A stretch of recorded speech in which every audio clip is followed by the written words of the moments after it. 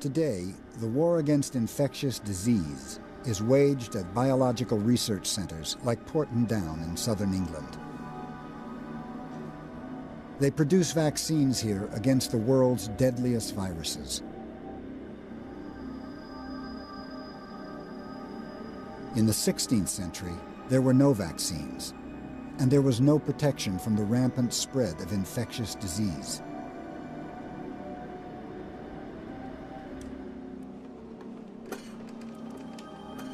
"12 years before Pizarro arrived at Cajamarca, a Spanish ship sailed to Mexico.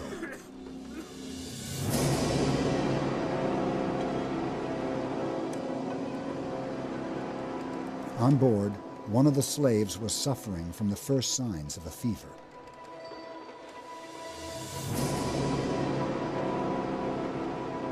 He was the first person to bring a deadly disease to the American mainland. The disease was smallpox. Within weeks, the smallpox virus would spread from a single source to infect thousands of Native Americans. Smallpox gets into the body when you breathe in the particles, and they attach themselves to the back of your throat and the inside of your lungs. About 2 to 3 days into the illness, then the classic rash appears. And in its worst forms, this takes over the whole of the body with initially pimples and then enormous blisters until the whole of the skin, starting with the hands and the face and then spreading down to cover the rest of the body, is taken over by the smallpox blisters. From that time on, the patient is highly infectious. Because each of those blisters is packed full of smallpox particles, then if you burst the blister, the fluid will come out and large numbers of viruses will be spilled onto whatever it touches.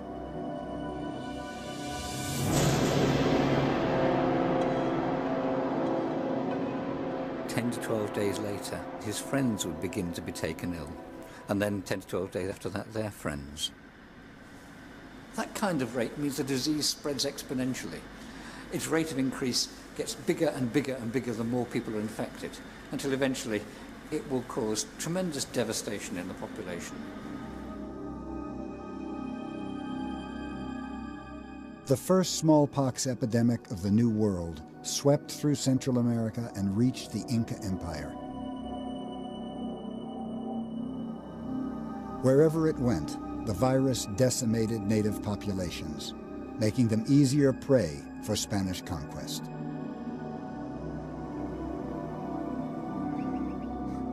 But why were the germs so one-sided?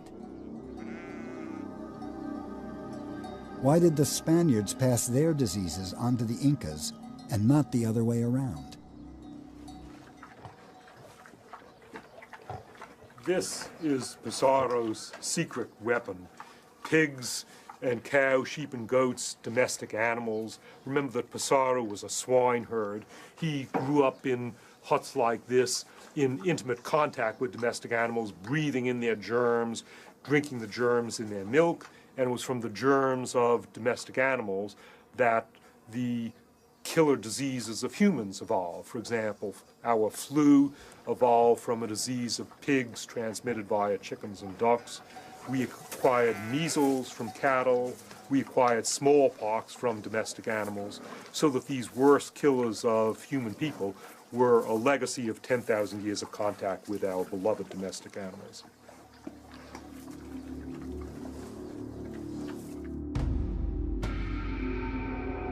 During the Middle Ages, infectious diseases swept through Europe and claimed millions of lives.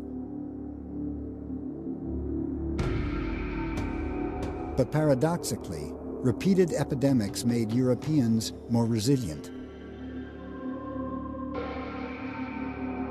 In each outbreak, there were always some people who were genetically better able to fight off the virus.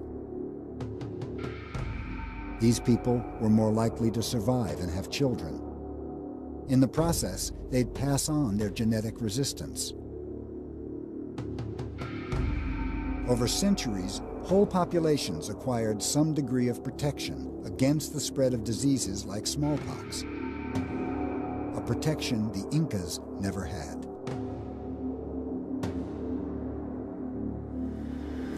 When smallpox was taken to the New World, nobody in the New World had ever seen a disease like this before, so the number of people who were susceptible was much greater. There was no natural immunity, and so therefore the number of people who could both contract the disease and then spread it, and the number of people to receive it once it had been spread, was much higher. More people would die, and more people would be susceptible to catch it in the first place. It would spread rapidly throughout the population, and the death toll would be enormous.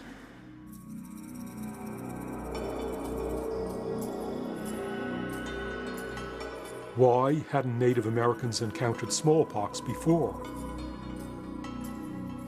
And why didn't they have any deadly diseases of their own to pass on to the Spaniards? It's simply because they didn't have the same history of contact with farm animals. The Incas had llamas, but llamas aren't like European cows and sheep. They're not milked, they're not kept in large herds, and they don't live in barns and huts alongside humans.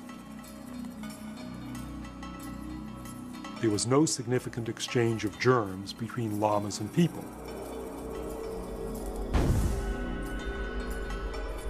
The key to Diamond's argument is the distribution of farm animals around the world.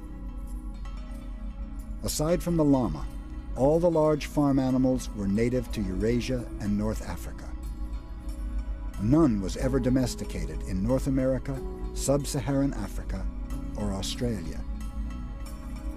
As a result, the worst epidemic diseases were also native to Eurasia and North Africa, and were then spread around the world with deadly effect.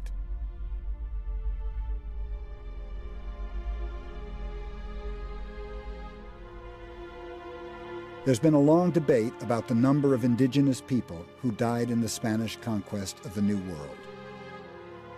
Some scholars think there may have been a population of 20 million Native Americans, and the vast majority, perhaps 95%, were killed by Old World diseases. A continent virtually emptied of its people.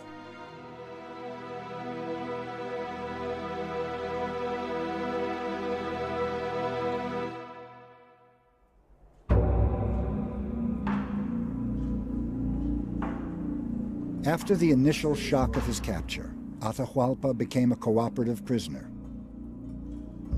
He learned to speak Spanish and play chess with his captors.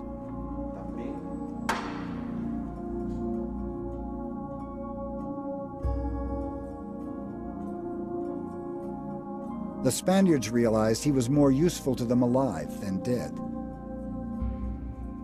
He was allowed to reestablish his court in prison, as long as he ordered his people to accept Spanish rule.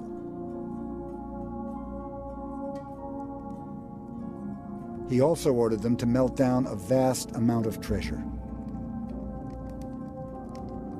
Pizarro had promised Atahaulpa his freedom in return for the gold. It proved to be an empty promise.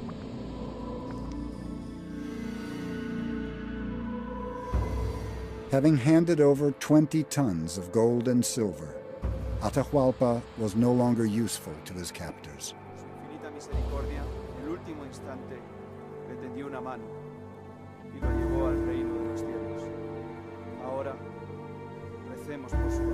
He was garroted to death in the same square where so many of his followers had been slaughtered 8 months earlier.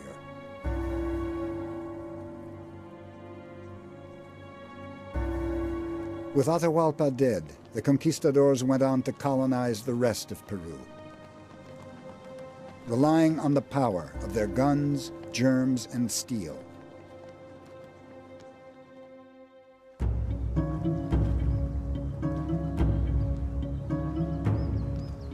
Gold from the Spanish colonies was brought back to Seville in southern Spain. There's little activity on the Guadalquivir River today, but in the 16th century, this was among the most important, busiest ports in the world. The steady flow of ships carrying treasure from the Americas helped Spain become one of the richest nations on earth. The conquistadors had changed forever the relationship between Old World and New.